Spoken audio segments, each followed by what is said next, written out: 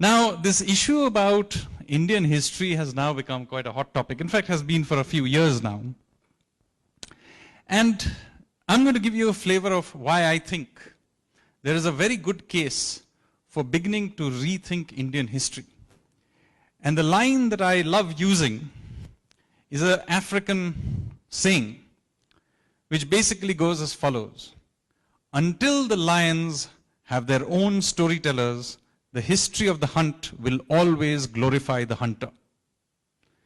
So until we learn to tell our own story and continue to think of ourselves in the ways others define us, we will continue to be their slaves. So it's very important that we tell our own story. But there is a real problem. That 70 years after independence, we still do not tell our own story. And when we do, there are enormous biases in this. So what I'm going to try and do is to give you some sense of the kinds of bias. They're not the only kinds of bias there are many others. But I'll give you some sense of the big ones.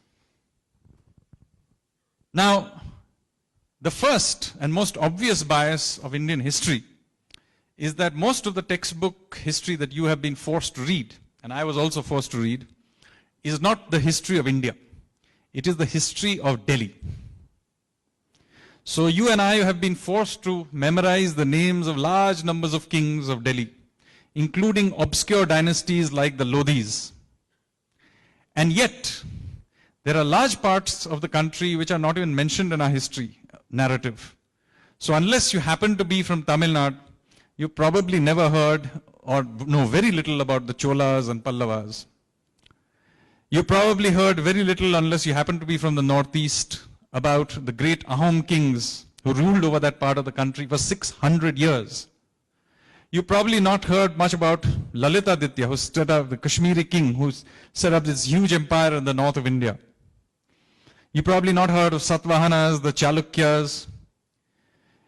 So the problem here is that essentially we have left out the narrative of India almost entirely. And God forbid you happen to be coming from some place like Goa or Sikkim. You do not even exist in the history book. So this is a very major problem. India needs to grab back its narrative from Delhi. So this is the first most important thing that we need to do. The second very important thing we need to do is to recognize that a large part of the way we think of our narrative is even today, 70 years after independence, heavily dominated by the way the colonial rulers had told the story. We have just, without updating it, blindly continued with the stories.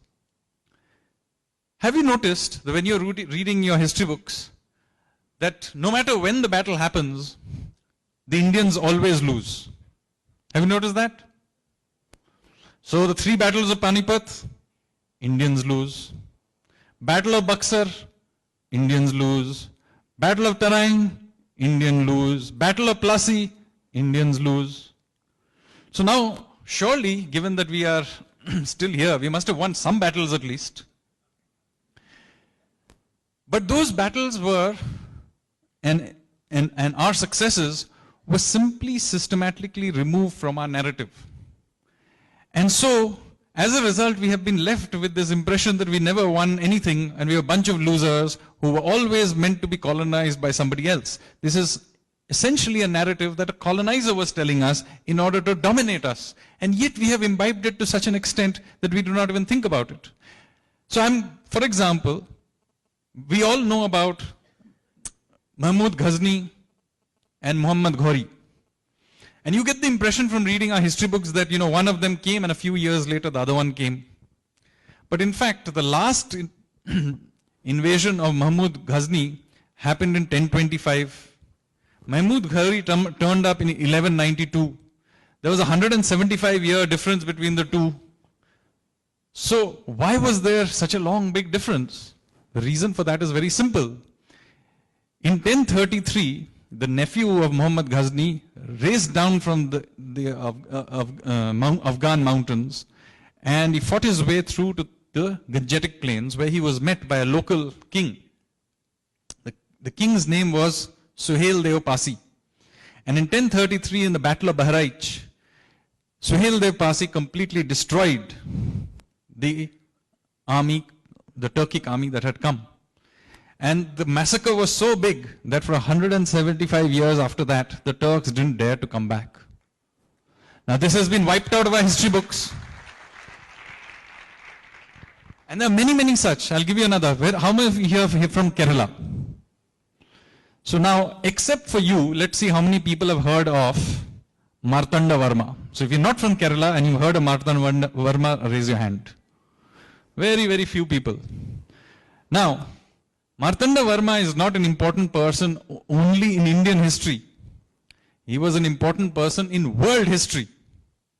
So let me rewind you back to the early 18th century.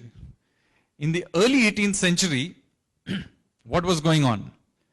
The Dutch East India Company was the most powerful maritime power in the world. In fact, they had conquered what is now Indonesia.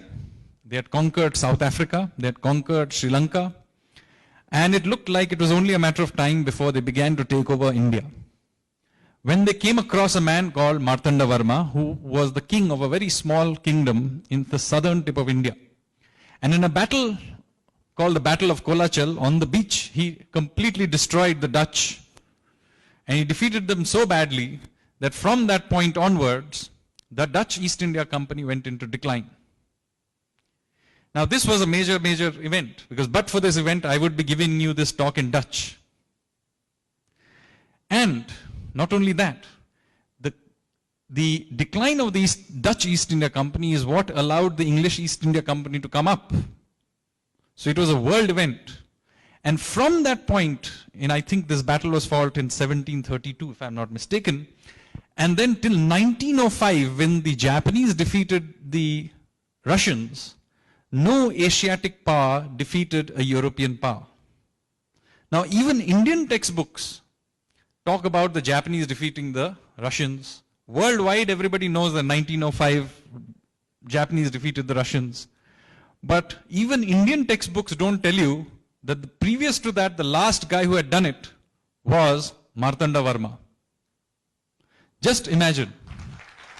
We have wiped this fellow off our memory. In most other places, he would be there in every other. So similarly, in Assam, did you know that at the height of the Mughal Empire, when the Mughals invaded Assam, the Assamese managed to coax the Mughal army onto a naval battle on the Brahmaputra, where a general called Lasit Borphukon completely destroyed the Mughal invaders. Again, unless you happen to be from Northeast, you probably never heard of Lasit Borphukon. And these are just individuals. There are entire empires that have been wiped out of our memory. So for our textbooks, you will get the impression that the Mughals ruled India, and then a few years later, the British took over India. What they don't tell you is that there is a fairly long gap between the two, and that for something like 70 years, a large part of India was ruled by the Marathas. In fact, they ruled India from Punjab all the way to southern India to Tamil Nadu. Now, this was a huge empire. In fact, their empire was larger than that of Akbar. And yet, the Maratha period has been wiped out. Why? Because it was an inconvenient period to the British narrative that foreigners have always ruled India. In fact, they were so keen on this narrative, they invented a completely fictitious invasion called the Aryan invasion theory, to basically tell us that, look, this civilization you're very proud of is actually also a gift from some white people. And all we are doing by conquering you is giving you a software update.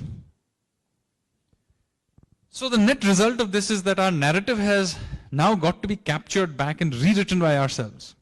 So this is the second major problem in our narrative.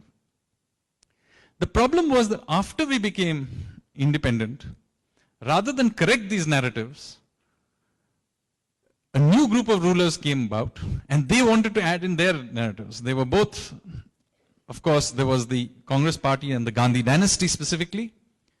And of course, in the intellectual spaces, they were the Marxists.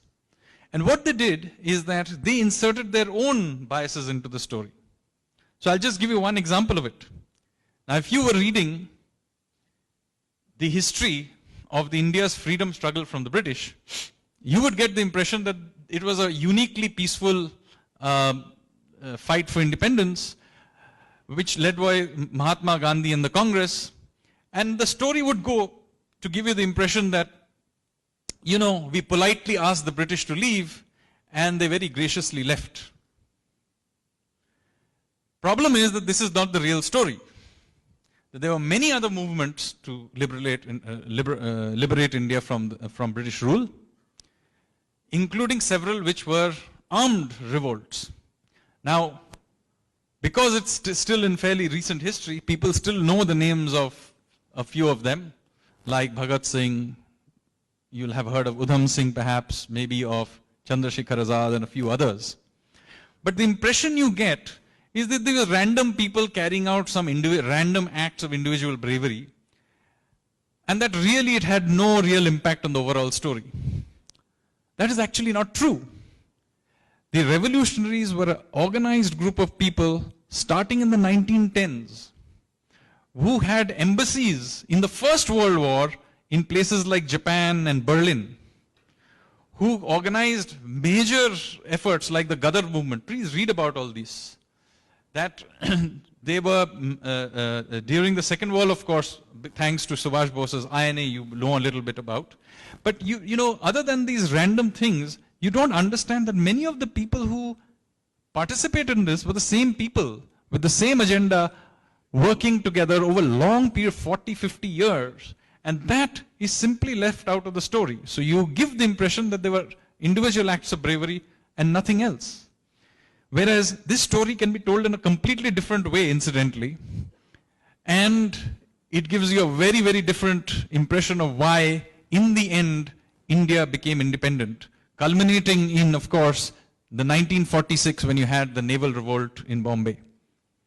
It had nothing to make with making salt. Now that is a totally different story. Wiped out of our memory. I am personally slowly researching this story. And it's an extraordinary story of espionage and individual courage and so on. So hopefully in a couple of years' time you'll be able to read this story. But the point I'm making to you is this is another bias. And I'm going to finish with the last bias that I think is that women have been wiped out of our history books again. This is astonishing because unlike the histories of many other parts of the world, Indian history is actually full of powerful, interesting women. This is unique. And yet we don't hear very much about them. How many history books tell you about Ahilya Bai Holkar? Or the great resistance of Durgavati to Akbar? Or the resistance of the three Ranis Abakka of Ullal, who fought against the Portuguese? And of course, the only one you probably hear about is Rani Jhansi, Lakshmi Bai. And even that is not because of your history books, but because of that poem that all of you had to learn in Hindi class in class 7. So, the point here is this. We need to put a very large proportion of our population back into the history books. Half of the population has simply been wiped out. And yet, India is unique in having sizable parts of the country run by matriarchal societies. Some of them are matriarchal even today. Very powerful queens. Very unlike many other parts of the world. We had many, over long periods of time, many powerful queens. Enormous contributions to different things, from religious texts to science to literature. It's just amazing, and yet we have wiped all of this out of our memory. So this is just a sort of a grand smattering of why we need to rewrite our history books. With that